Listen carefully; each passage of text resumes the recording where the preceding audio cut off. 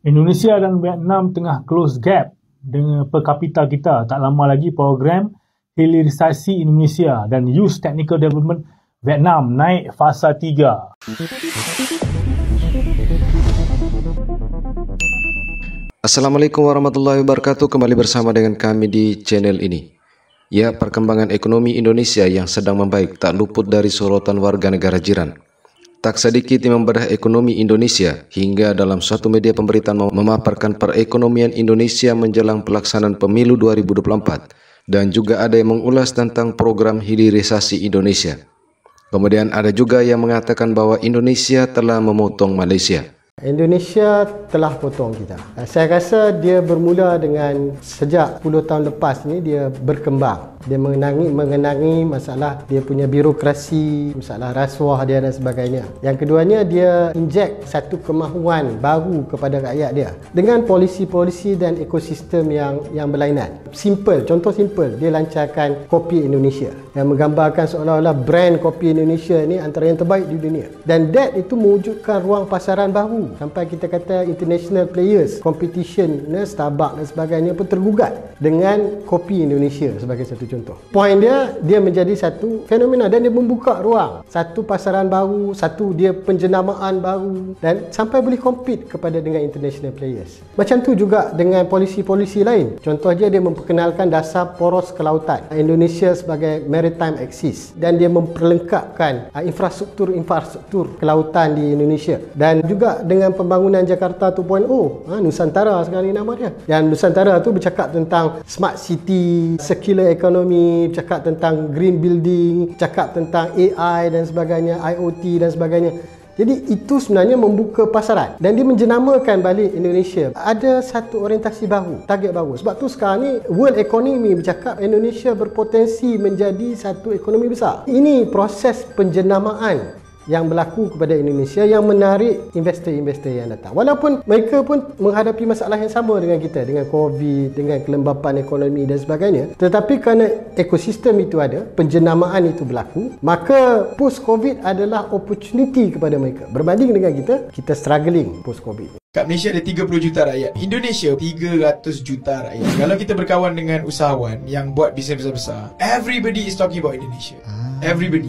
Betul. Maka kalau kita sembang dengan kawan-kawan kita dekat kampung kan, kau nak berniaga kat mana? KL. KL ramai orang. Ini kalau kita cakap kat Malaysia. Kalau kita dah mingle around dengan usahawan yang pergi international, dia akan cakap you need to go to Indonesia. Kat Malaysia ada 30 juta rakyat. Dekat sana ada 300 juta rakyat. Ya, membangun Indonesia tidak semudah yang dibayangkan oleh rayap-rayap yang mengagung-agungkan kemajuan negara tetangga. Hubungan antara luas wilayah dengan pertumbuhan penduduk memiliki pengaruh yang kuat pada pertumbuhan ekonomi. Sehingga ketika membanding-bandingkan Indonesia dengan kemajuan negara tetangga yang luas wilayah dan jumlah penduduknya seukuran kabupaten adalah sesuatu yang tidak tepat. Maka salah satu upaya yang dilakukan pemerintah Indonesia adalah melakukan program hilirisasi agar mengoptimalkan nilai jual produk sehingga memberi nilai tambah bagi pendapatan negara. Indonesia dan Vietnam tengah close gap dengan per kapita kita. Tak lama lagi program hilirisasi Indonesia dan Youth Technical Development Vietnam naik fasa 3. Memang ini ekonomi diorang ni tengah rancak dan mengejar, merapati kita. Seperti mana dalam video-video sebelum ni yang saya buat tentang kedudukan GNI, Gross National Income Indonesia yang close gap dengan India, close gap dengan Malaysia, Vietnam sekarang ini. Hilirisasi ni merujuk kepada satu term di mana Indonesia bergerak ke arah end product, semi product ataupun end product. Bermaksud mereka tidak mahu lagi dikenali sebagai negara yang hanya ekspor bahan mentah. Jadi program tu nama dia hilirisasi. Raw material yang mereka ada, tembaga ke, bauxite ke, nikel ke, contohnya nikel lah. Mereka tak mahulah lagi ekspor nikel sebab murah dan negara yang membeli nikel tu pula dia proses, dia buat EV dan sebagainya, dia jual pula dengan harga berkali-kali lipat. Jadi Indonesia tak maulah dia dieksploit sebab zaman eksploitasi penjajahan penjajahan ini, di mana raw material sesuatu negara itu dikeruk, itu zaman itu dah berlalu. Tapi sekarang ni berlaku pula penjajahan ekonomi, di mana disebut sebagai Presiden Jokowi menyebut kalau dahulu tanam paksa. Belanda jajah Indonesia, program tanam paksa. Tebu, kopi, teh dipaksa rakyat tanam. Sekarang ekspor paksa pula. Indonesia tak mau ekspor nikel dia. Tak boleh. Kena ekspor juga kepada kami. Kalau tak ekspor kepada kami heret ke WTO, Mahkamah Antarabangsa. Itu yang Presiden Jokowi marah.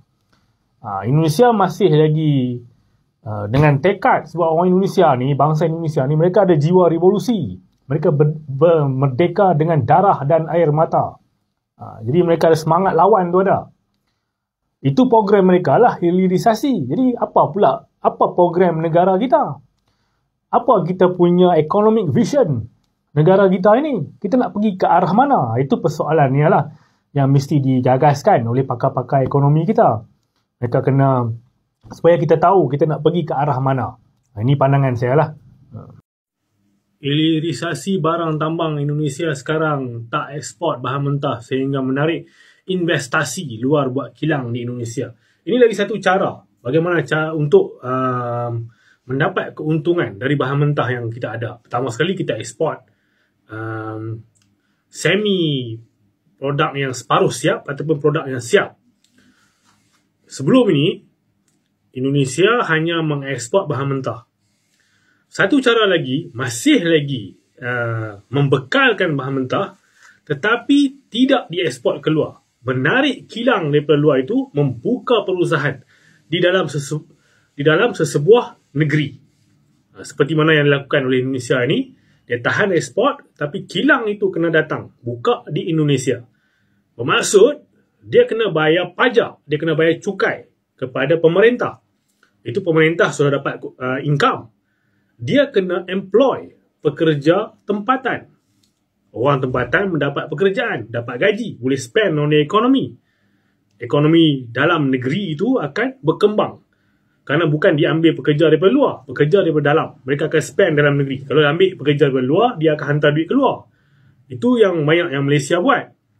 Jadi, lagi satu, dia ada transfer of technology. Ialah sebab dia employ pekerja tempatan, kilang itu dibina di dalam negeri, sudah tentu mereka akan mempelajari sedikit sebanyak kaedah proses itu yang mengambil bahan mentah diolah, diproses menjadi satu produk siap.